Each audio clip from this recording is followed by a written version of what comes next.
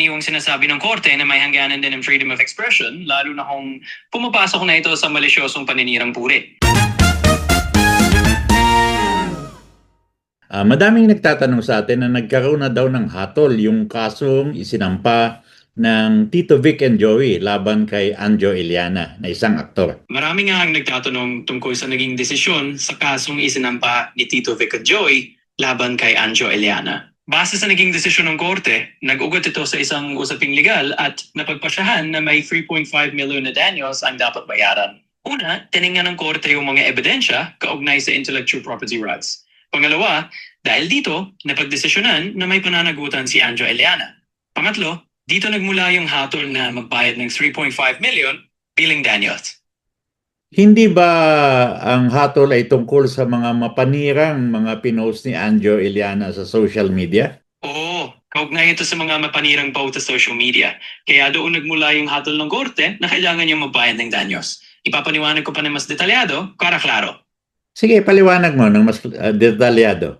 Sige, lilinawin pa natin. Ang naging hatol kasi ay nakabatay sa mga post na ginawa ni Anjo Iliana online na itinuturing na mapanira. Dahil dito, nagpasyahan ng korte na kailangan magbayad ng 3.5 million bilang danyos perjuicios bilang kabayaran sa naging epekto nito.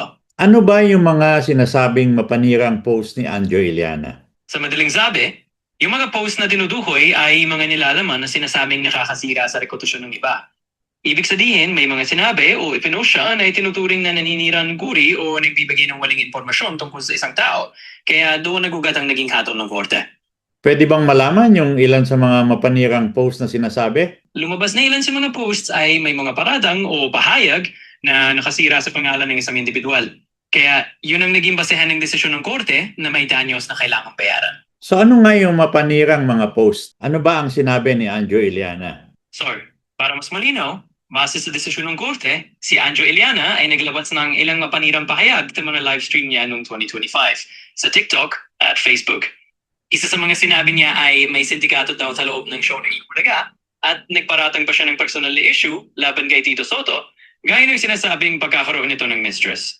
Dahil dito, itinuturing ng korte na nakatira sa reputasyon ng TVJ Productions at ng mga hosts yung mga pahayag na yon.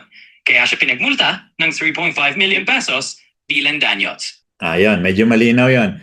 Ang susunod kong tanong, meron daw kasama sa hatol na pinagbabawalan na si Anjo Iliana na mag-post pa laban sa TVJ. Tama. Kasama sa desisyon ng korte yung utos na bawal na siyang mag-post ng ganung klaseng mapanirang pahayag laban sa TVJ o sa mga nasa likod ng show. Ibig sabihin, may legal na injunction na naglilimita sa kanya na maglabas pa ng ganung klaseng mga pahayag. May naging pahayag na ba si Anjo Iliana tungkol dito sa hatol ng hukuman? So far, wala pa raw inilalabas na opisyal na pahayag ni Anjo Iliana tungkol sa naging hatol ng korte. As of now, tahimik pa rin siya ukol dito at wala pang public statement na naibabahagi.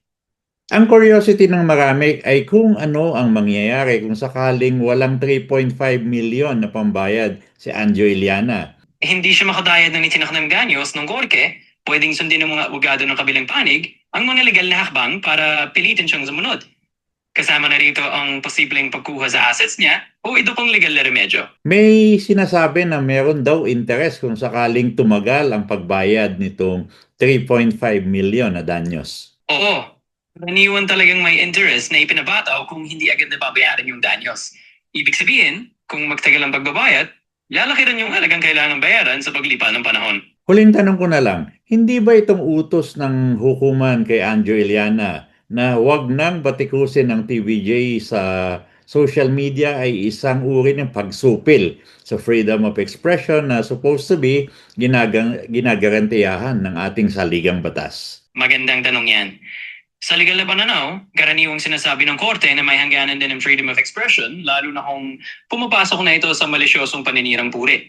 Ibig sabihin, hindi ganap na absolute ang kalayaan para sabihin ng kahit ano kung makakasira na ito sa reputasyon ng iba. Sige, maraming salamat. Doon na lang muna.